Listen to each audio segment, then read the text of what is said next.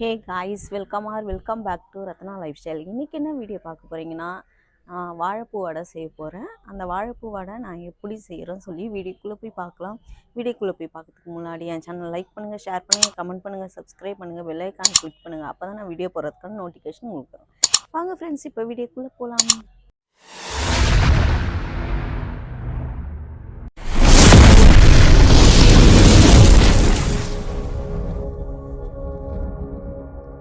வாழைப்பூ வடைக்கு என்னென்ன பொருட்கள் தேவையானதுன்னு பார்த்துக்கலாம். நான் வெங்காயம் வந்து பொடியாக நறுக்கி வச்சுருக்கேன், பச்சை மிளகாவும் பொடியாக நறுக்கி வச்சுருக்கேன், கொத்தமல்லி பொடியாக நறுக்கி வச்சுருக்கேன், கருவேப்பிலை பொடியாக நறுக்கி வச்சுருக்கேன், சோம்பு 2 டேபிள் ஸ்பூன், கொஞ்சம் வந்து நான் கரம் மசாலா யூஸ் பண்ணுவேன். அப்போ தான் உங்களுக்கு கறி அந்த டேஸ்ட்டு கிடைக்கும். இஞ்சி பூண்டு 1.5 டேபிள் ஸ்பூன் சேர்த்துருக்கேன், 1.5. அப்புறம் கொஞ்சம் கடலைப்பருப்பு ஊற வச்சு வச்சுருக்கேன். வாழைப்பூவை வந்து கட் பண்ணி தண்ணியில் போட்டு ஊற வச்சுருக்கேன். இப்போ இதை எப்படி செய்யலான்னு பார்க்கலாம். கடலைப்பருப்பை வந்து ஊற வச்சதை வந்து நான் மிக்ஸி ஜாருக்கு சேர்த்துக்கினேன். இது கூடயே வந்து நம்ம சோம்பு சேர்த்துக்கலாம்.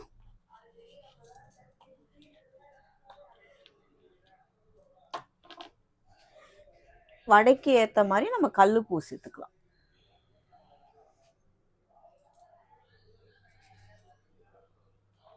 கம்மியாக சேர்த்துக்கோங்க, பார்த்துட்டு சேர்த்துக்கலாம்.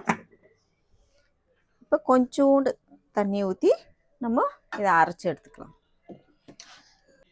அரைச்சி எடுத்தாச்சு. இதை நான் ஒரு பவுலுக்கு மாற்றி எடுத்துக்கலாம்.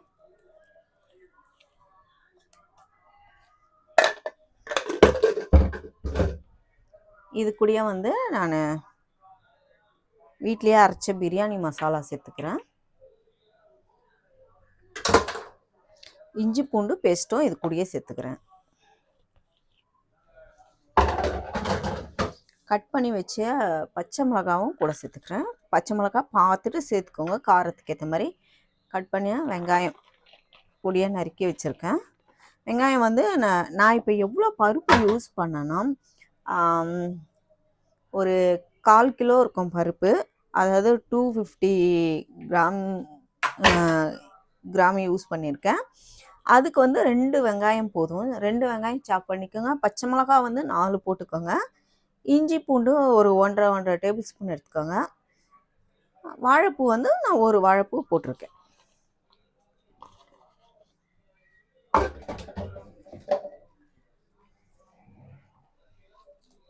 வாழைப்பூ மட்டும் கொஞ்சம் நல்லா போடுங்க. அப்போ இந்த வடைக்கு வந்து வாழைப்பூ தான் மெயின். நீங்கள் கம்மியாக போட்டிங்கன்னா அது எங்கேயோ இருக்கும். அதனால் வாழைப்பூ நிறையா தாராளமாக சேர்த்துக்கோங்க. இப்போ வடை மாவு வந்து கொஞ்சம் தண்ணி சப்போஸ் எக்ஸ்ட்ரா ஆகிருந்துச்சுன்னா நீங்கள் இது கூட என்ன பண்ணிங்கன்னா, உடைச்ச கடலை இருக்குது பார்த்தீங்களா, அதை வந்து பவுட்ரு பண்ணி இது கூட சேர்த்துக்கலாம். ரொம்ப சிம்பிள், ஈஸியானது ஃப்ரெண்ட்ஸ். அது மட்டும் இல்லை, ரொம்ப ஹெல்த்தி கூட.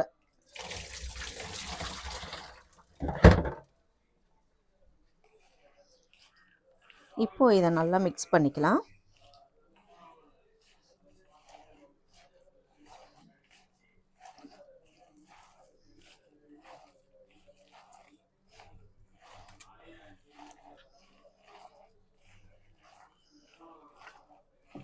நல்லா மிக்ஸ் பண்ணிக்கணும். உப்பு மட்டும் செக் பண்ணிக்கோங்க. செக் பண்ணிவிட்டு நம்ம வடையை எண்ணெயில் போட்டு பொரிச்சு எடுத்துக்கலாம். ஃப்ரெண்ட்ஸ், எனக்கு வந்து கொஞ்சம் கம்மியாக இருந்ததுன்னா நான் உடச்ச கடலை பவுட்ரு வந்து ஒரு 1/4 கப்பு யூஸ் பண்ணியிருக்கேன். இதை நான் பவுடராக அரைச்சி எடுத்துகிட்டு வந்துக்கிறேன். 1/4 கப்பு பவுட்ரு வந்து நான் இது கூடயே சேர்த்துக்கிறேன்.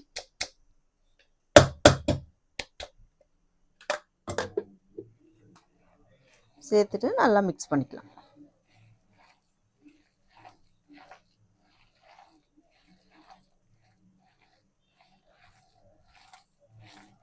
நல்லா மிக்ஸ் பண்ணணும் ஃப்ரெண்ட்ஸ்.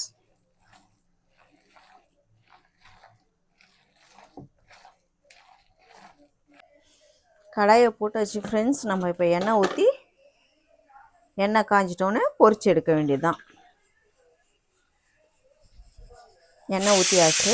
இப்போ எண்ணெய் நல்லா காஞ்சோடனே நம்ம வடையை சுட்டு எடுத்துக்கலாம். இப்போ எண்ணெய் காஞ்சிச்சு ஃப்ரெண்ட்ஸ். நம்ம இப்போ வாழைப்பூவோட தட்டி போட வேண்டியது தான்.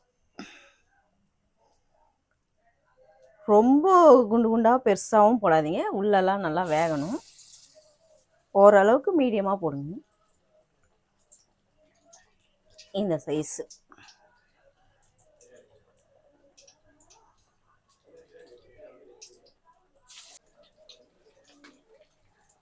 ரொம்ப நல்லாயிருக்கும் ஃப்ரெண்ட்ஸ்.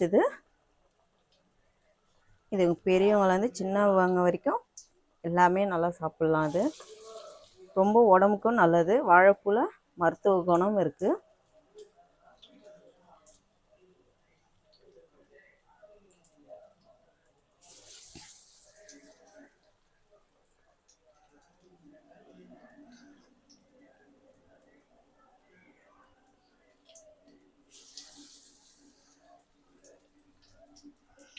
இப்படியே நம்ம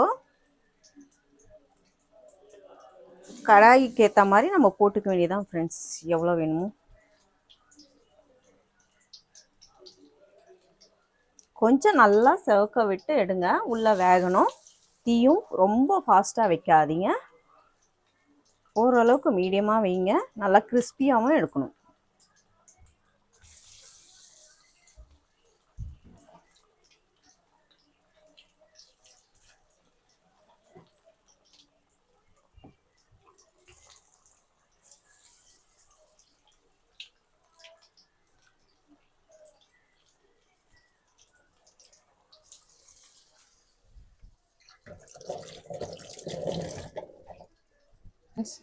இப்போ நல்லா செவந்துருச்சு, நம்ம எடுத்துடலாம். தீயை ஃபுல்லாக கம்மி பண்ணிக்குங்க.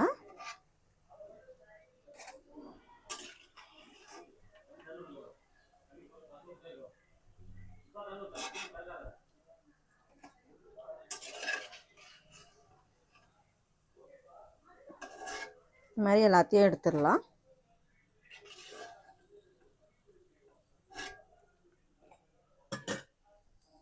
பாருங்க, இந்த மாதிரி மீதம் உள்ள மாவும் நம்ம எல்லாத்தையும் சுட்டு எடுத்துக்கலாம். இப்போ இது எப்படி இருக்குன்னு நான் சாப்பிட்டு சொல்கிறேன். ஃப்ரெண்ட்.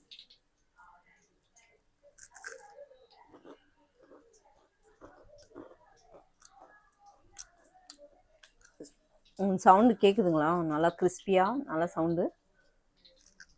கடிச்சு சாப்பிடும்போது இந்த அளவுக்கு முறுமுறுன்னு இருக்கணும்.